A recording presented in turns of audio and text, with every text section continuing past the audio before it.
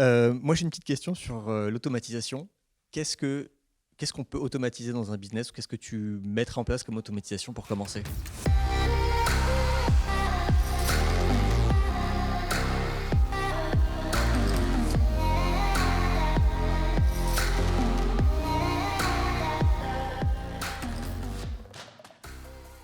En fait, automatisation, c'est clé.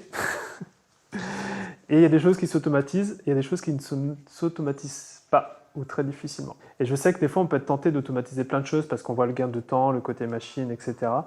Mais ça ne sert à rien d'automatiser des choses qui ne sont pas déjà récurrentes. Et ça peut paraître évident, mais déjà se demander, OK, dans tout ce que je fais, quelles sont les choses que je vais encore utiliser dans 3 mois, 1 an, 3 ans, etc. Parce que pour un grand nombre de tâches qu'on peut penser automatisables, en fait, il y en a qui ne sont pas forcément nécessaires de faire. Donc ça, c'est un premier filtre sur l'automatisation. On a beaucoup d'automatisation sur la livraison. Alors, je dirais pas forcément des formations en ligne, mais des programmes d'accompagnement.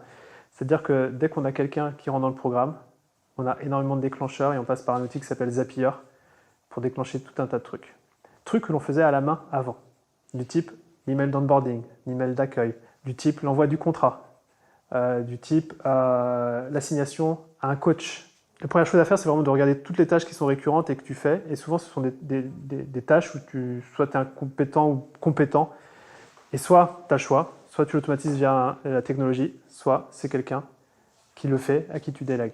Donc en fait, moi, l'automatisation, je le vois vraiment de ces deux facettes. Je ne le vois pas que de la partie technologie, je le vois vraiment en mode aussi à qui je peux déléguer cette partie-là. Parce que dans tous les cas, c'est une tâche qui doit être effectuée, mais qui des fois n'est pas forcément effectuée par un outil. Et pourquoi je dis ça, c'est que, et on en parlait tout à l'heure avec Elodie, c'est que des fois on peut vouloir automatiser via la machine, mais que tu as besoin quand même d'une intervention humaine pour faire les choses. Parce qu'en termes d'automatisation, on a des bonnes pratiques et des mauvaises pratiques d'automatisation. On a automatisé beaucoup de choses au démarrage. Donc on a créé les automatisations sans penser au futur. Et je vous parlais de l'importance de pérenniser, systématiser, d'avoir de la récurrence. Et en fait, ce qui se passe, c'est hyper important d'avoir quelqu'un qui est câblé automatisation. Aujourd'hui, on a Monsieur Précision dans l'équipe qui s'appelle Antoine et qui vient de la supply chain. Donc, supply chain pour l'agroalimentaire, je peux te dire que niveau process et automatisation, il est calé parce qu'il va anticiper, OK, on automatise ce truc-là, mais dans l'environnement et l'écosystème global de la boîte, est-ce que cette automatisation-là, elle va d'une part vivre elle-même, mais est-ce que dans l'écosystème global, elle va aussi pouvoir survivre? Parce que des fois, la boîte, elle change, et ce genre de choses. Donc l'idée de l'automatisation, c'est pas de réinventer la roue à chaque fois, quoi. On fait des calls réguliers avec l'équipe, que ce soit, on appelle ça des same page. Donc on a un same page avec l'équipe marketing, on a un same page avec l'équipe automatisation, on a un same page avec les coachs. Et ça, on enregistre ces appels sur Zoom. Donc en fait, on les fait sur Zoom, mais on les enregistre. Parce que s'il y a quelqu'un qui n'est pas là, c'est intéressant, si tu veux, qu'il puisse avoir le replay. Jusqu'à très peu de temps, c'était Farah qui allait dans Zoom, qui téléchargeait, qui mettait dans le bon Google Drive. Et en fait, on s'est rendu compte que ça pouvait être automatisé. Donc maintenant, dès que le call se termine, sur Zapier, il y a une automatisation qui dit prendre cet enregistrement-là, le renommer avec la bonne date, le mettre dans tel Google Drive. Une fois que c'est dans Google Drive, envoyer la notification Slack dans la bonne channel avec les membres, avec le lien qui indique que l'enregistrement est prêt à être visionné. Et ça, avant, c'était Farah qui le faisait. Et donc, c'est bien d'avoir quelqu'un dans l'équipe qui puisse réfléchir à ce genre de choses, comment on peut automatiser. Et maintenant, on a des notifications qui arrivent pour nous prévenir dans le Slack qu'il y a des choses qui ont été uploadées ou même des emails qui sont envoyés.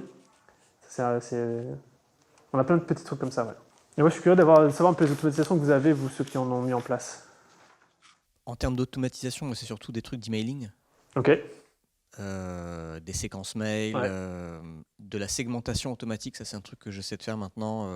C'est que quand les gens s'abonnent à une newsletter ou téléchargent un de mes lead magnets, qu'il y ait des séquences qui partent, que j'appelle ça du ongoing profiling, où en gros quelqu'un s'abonne à ma newsletter, il va recevoir 2-3 newsletters, et au bout d'1 mois ou 2 mois, il y a une automatisation qui se déclenche, et la personne elle va recevoir tous les dimanches, pendant 3 dimanches, un mail qui lui dit où je lui pose une question, genre c'est quoi ton niveau en Facebook Ads par exemple. Et elle clique juste sur un lien et donc ça la tag dans mon CRM. Ouais. Le dimanche d'après, ça va être c'est quoi tes challenges Facebook Ads. Le dimanche d'après, ce sera je l'ai oublié, mais en gros c'est bien parce que c'est automatisé. parce que c'est automatisé. Et du coup, après, pour l'instant, je collecte de la donnée. Et ça me permet derrière, quand je fais des séquences de pitch, par exemple, de mes formations en ligne, de les personnaliser un petit peu automatiquement en fonction de ce que la personne a dit. Si la personne est débutante, déjà, si la personne n'est pas débutante, je ne vais pas lui pitcher ma formation en ligne parce qu'elle s'adresse qu'aux débutants. Donc, je vais lui pitcher plutôt de l'audit, du conseil. Si la personne elle est débutante, ah oui, la dernière question que je posais, c'était leur job. Est-ce que c'est plutôt des CM, social media manager, entrepreneur, traffic manager, responsable marketing un peu général, autre.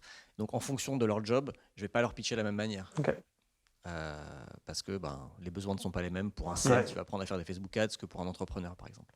Donc voilà, moi, le genre de truc que je fais. C'est très lié à l'emailing. Oui, complètement, ouais. C'est ça que tu as des super outils pour ça, de séquences, de follow-up. En tout cas, mon enseignement sur l'automatisation, c'est que c'était pas mon job. Et c'est toujours pareil. Quand tu poses la question du comment, c'est d'avoir quelqu'un spécialisé, le qui dans l'équipe, pour qui c'est la zone de génie.